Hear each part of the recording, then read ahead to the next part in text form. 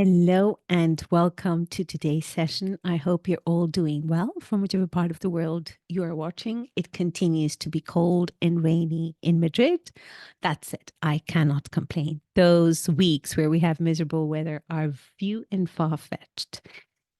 Today, what I'd like to talk about is what I call mastering the essential skill. So, a must for wellness leaders in hospitality. Over the 22 years I've been in the industry, and I've seen my growth, I've seen my evolution, also my peers on how they have evolved in the last 20 years. I've seen many brilliant wellness leaders come and go, and I've also seen a few stay on. And the ones that have had success in the industry, every single one of them has one thing in common. They have mastered the skill of designing the right wellness concept in whichever property they work. And I can't stress enough the importance of learning that skill. As wellness leaders, and trust me, I've been there, done that, got the t-shirt, so I know what you're going through. And there's certain myths around what we think makes a wellness leader successful. And if we take that a step further, what makes a wellness concept or a wellness business successful? And the three myths I have seen that continuously show up are: first, if I become this finance ninja, if I control the numbers, then I will automatically make any wellness business successful. Now, in my past life, so beyond the 22 years in this industry, I did have a past life. And in my past life, I was working in one of the best investment banks in the world, and I was based in London at that point. So, finance, I had a very solid background, and naturally, numbers come very easily to me, and I enjoy numbers.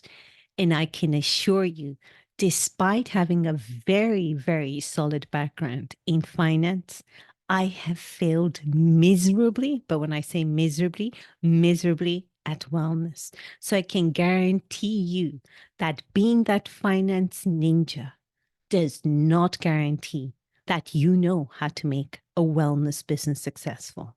That's just a myth, we think. And the number one skill many wellness leaders want to develop is the finance skills. Now, I'm not saying it's not important. Of course, it's important. You need to learn how to read your profit and loss. You need to learn how to look at a budget, understand a budget. Of course, you need to do that. But that in itself is not going to ensure success. And you know what? Better than your director of finance, you will never, ever be when it comes to mastering a profit and loss and writing budgets. And you know what? You can make use of your director of finance, but your director of finance will not tell you how to make a business, a wellness business successful. That's why they've hired you as a wellness leader to help them. The second myth is, if I have a fantastic facility, very generous owners, GMs that believe in wellness, a fantastic team, the best brands, state of art equipment, that will automatically result in a very successful wellness business. And I can assure you, I've been at both extremes. I have worked for very, very amazing companies where we had very grand facilities, amazing teams, truly and utterly amazing talent. And we had the funds to be able to get the best talent. We had the best of the best. And I can assure you, those wellness businesses that I was managing were hemorrhaging. They just looked wonderful. We had wonderful team members, but on the grand scale of things, they weren't commercially sustainable. So having that grand team and the grand facilities and amazing partners, amazing offering does not guarantee the success of a wellness business. More is required. And finally, we think that because we are the wellness expert, because we have years of experience under our belt, because we know so many modalities of wellness, because we know so many people in the industry, that we can pull together the best ever mind-blowing wellness offering possible. And you know what? That in itself will ensure that we have a successful business concept. Now, how many medical spas that have been built on amazing ideas and amazing professionals have failed miserably? I can assure you several. We're seeing many successful ones, but I assure you they had a very long incubation period to get to the success levels where they are. So, thinking we have these false myths around what it takes to make a wellness offering successful. It's not being a finance ninja. It's not having the best of the best. And it's not being the cat's meow when it comes to wellness offerings or the wellness business or wellness modalities. What matters the most is the ability to design the right wellness concept in whichever property you will work. Now, the harsh truth is you will always be the lowest paid specialist leader if you do not master this skill. You will always be you'll always be stuck in that feeling of being the most neglected department in a hotel if you do not learn how to create the right wellness concept. And your wellness business will not make more than 1 to 3% of total hotel revenue ever if you do not master that skill. We are 1 to 3% of total hotel revenue. We are the lowest paid specialist leaders in hotels, and we feel like the most neglected department in hotels we work in because we have co-created that situation. We have always tried to build our finance skills. We've always tried to get the best of the best. And we have always thought that because we know wellness, then whatever we create is just like magic dust. And the harsh truth is that far more is required. We need to know how to design that asset from the get-go. And that requires developing and further honing skills that we never ever thought that we needed to be able to do. Now, our hotelier colleagues are looking at us wellness leaders to help them design the right wellness concept. And it is not the most bling one, or it's not the most expensive one.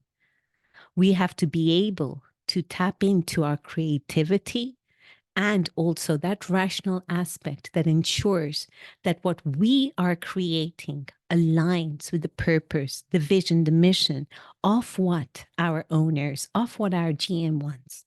And more importantly, that our guests, our ideal guests, are enjoying our wellness offering, that our wellness offering is solving the long-term well-being related problems. Now, many times as wellness leaders, we either think it's not important to learn that skill, it's something we can subcontract. Sure, we can, but it's us ultimately who knows our business far better than anyone else. Or we think it's so incredibly hard that we don't even try from the get-go. And I would like to encourage all wellness leaders watching that, encourage you to know that creating a wellness concept is actually quite simple. The difficult thing is maintaining that simplicity. Now, I would like to highlight something being simple does not mean that our business is not complex. The wellness business has several components. We have several modalities. We don't need to be an expert in each of those modalities. We just need to know how to pull the right people within those components. But the bigger picture always starts from the concept. What do we want to offer? And secondly, what do our ideal guests want to consume? It's actually that simple. Yes, the wellness business is complex, but this is where you come in to know what works and what doesn't work and what is realistic to implement. Some locations just physically don't have the talent, and some properties just physically do not have the financial muscle to implement something very elaborate. But it doesn't mean that wellness cannot be successful in those properties.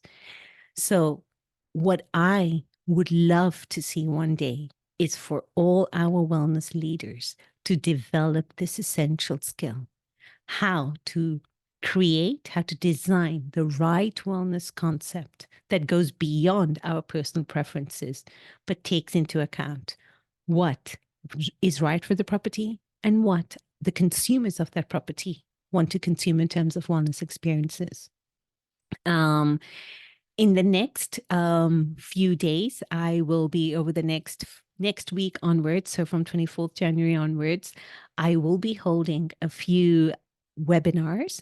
They are wellness business strategy sessions where I'll be deep diving into the basics of creating the right wellness concept. What are the typical myths around creating a wellness concept and the harsh truths? And I'll also give you some tips on how you can actually implement something quite quick and get that proof of concept earlier on in the game. And this is all in preparation for the launch of my first Wellness Asset Academy course starting on the 5th of February. So keep your eyes peeled. In the course of the next week, you'll be hearing more about the actual dates when I'll be holding these free wellness business strategy sessions so you can equip yourselves with the skills to write the right wellness concept for whatever property you will work in. And on that lovely note, I wish you all a fantastic day ahead. Take care now.